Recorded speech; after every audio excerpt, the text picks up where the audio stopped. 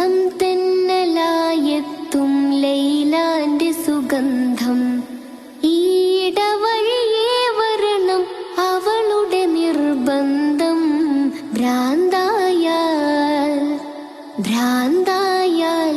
എന്തു സുഖം.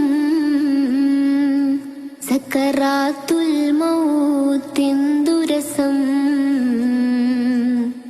ഭ്രാന്തായാൽ എന്തു സുഖം.